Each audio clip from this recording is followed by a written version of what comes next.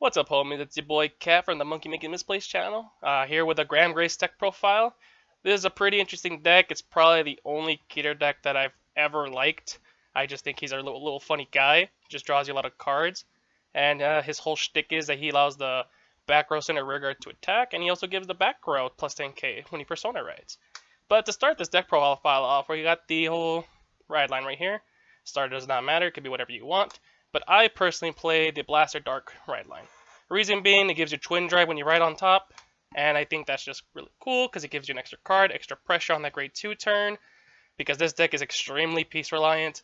You do have a lot of grade 3s, so shield could be an issue sometimes. You also want to see pieces to build a board.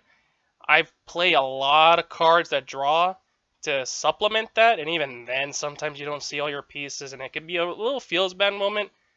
I'm really excited for the new structure that's coming out for him. I still haven't thought on like the build for that deck yet once all that stuff comes out. I don't tend to worry about it until the cards are out. I like to play with what we have now because there's no point in future crafting when I don't have the cards. But going on with the deck profile, we play 4 more copies of Gramgrace. 1 being the cup, 3 being the actual card.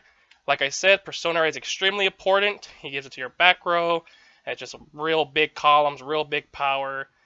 He does that by counterblasting and soul blasting and gets you a card. You get to call it, and it's just a really cool deck. Cup again just allows you to facilitate that. And speaking of the grade 3s we do play the Knight of Soaring Blade, which is the promo we got. And we do also have 4 Fasados. Why do I play these cards specifically? Well, Fasado is really easy. When he hits, he counter charges, and Soul is extremely important in this deck. Not much to say about him, but the reason we play Knight of Soaring Blade is because at the end of the battle he attacks, you can Soul Blast a card and ditch a card to give your Gramgrace plus 10 and a drive, and when you have this specific column, you can stack it so that he Soul Charges him first, and then you can use him to pay for his own cost, which is a really neat interaction. It's probably the only interaction that matters in this deck. But again, more power, more cards. Hopefully you get triggers to actually kill your opponent. But that's all the grade 3s. I would say Fasado's probably interchangeable, but this isn't. Maybe the ratios could change, but I think he's really good, and I also think Fasado's really good. That's why I play maxed out on all of these. And that's pretty much it for the grade 3s. We play only 1 grade 2, which is the Hammering Knight. I really like her because when she's placed by an ability, you can counterblast 1, draw a card, and she gets plus 5. So you could do that with Gramgrace, if you would just need an extra card, and she also gives herself power if you call him by his ability. There's other cards that can do that as well, which I will talk about later. I don't play them specifically in this deck because they're real pricey, except for one that just got reprinted. But that's another cool option if you just don't have the grade 3s, or if you just really want cards. But that's pretty much it just for the grade 2s, because you kind of want grade 3s for that power. We do play a lot of grade 1s though. For instance, the promo, Bringer of the Soaring Wind. I'm only playing 2 at the moment. You can play 3, 4, whatever you think. The only reason I don't max out on her is because she does not soul charge herself. If she had soul charge herself, I would max out and I would preach the gospel to play 4. But the fact that she doesn't soul charge herself is hella cringe. I don't know. I've been liking 2 at the moment. She's also getting reprinted, so that's really cool.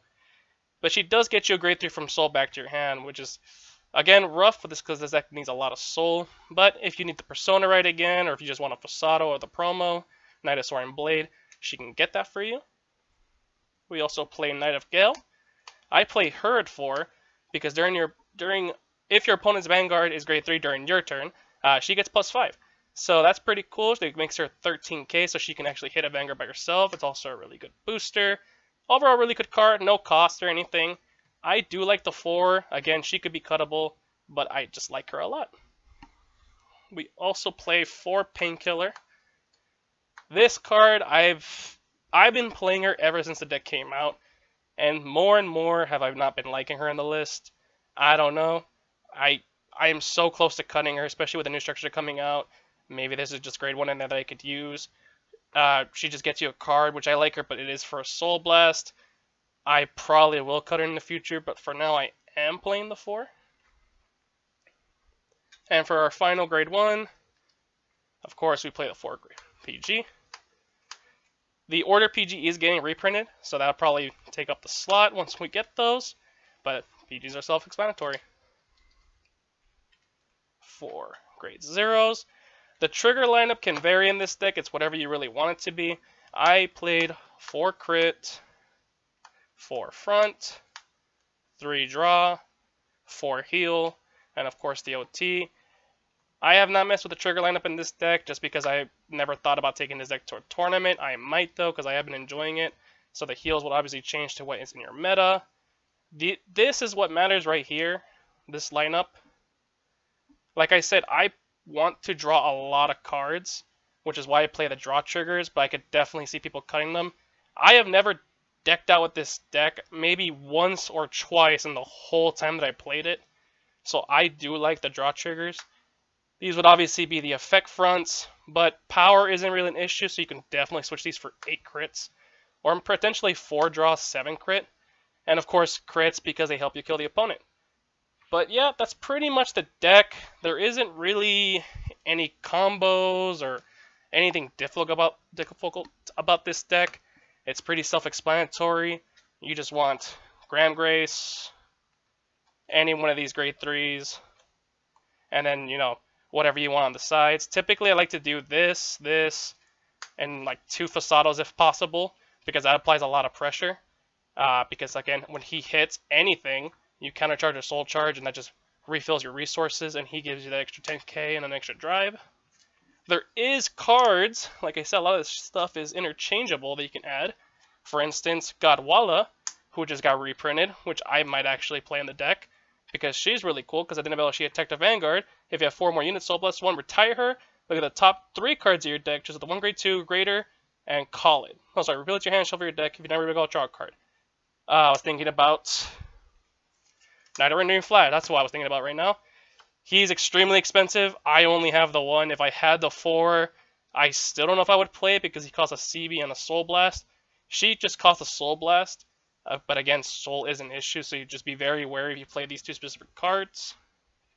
If you don't want to play Fasada, but you still want a countercharge her, we have her. At the end of the battle, this unit attack, while boosted, if your Dimension has 3 or more face-down cards, you can put her into Soul and countercharge. So again, that gives you Soul and it countercharges. I just liked Fasada a little bit better just because it just more pressure, he's bigger, and he does both pretty much when even if you kill a rear guard with him. Another good card you could play is Maple. Everyone knows what Maple does. When you Persona Red, you can just get her onto the board. I tried her out a little bit. I did like her, but a lot of the times I would just like damage her or something, so it didn't really matter. So I just cut her for extra Fasados and stuff like that. So, I mean, I don't see anything wrong with playing her, but I just had a bad experience with her. And then we have the new Cyclers, which, you know, just came out, D-BT10, I believe. Don't quote me on that. But I didn't like it because, again, Soul Blast. Soul Blasting is an issue in this deck. But these are just some really good options. If you have the money, maybe try him out. Or if you're on a budget, you can definitely try her out. He is getting reprinted in the structure deck, but you only get the 1. So, again, you will have to shell out for the other 3 copies. Unless you buy 4 of the structure deck, which I don't think anyone will. She's relatively cheap. She's just generically good. And she's just generically good for any deck as well. But again, I don't play her for the Soul Blast. But that's pretty much the list. I will be testing this deck out more and more, especially once, again, the structure deck comes out. And if I ever do update the list, I'd probably repost it because this is the only Keter deck I've ever liked. It's fun. It just draws you a lot of cards. Big numbers go burr. But that's it for today. I'll catch you guys on the next one.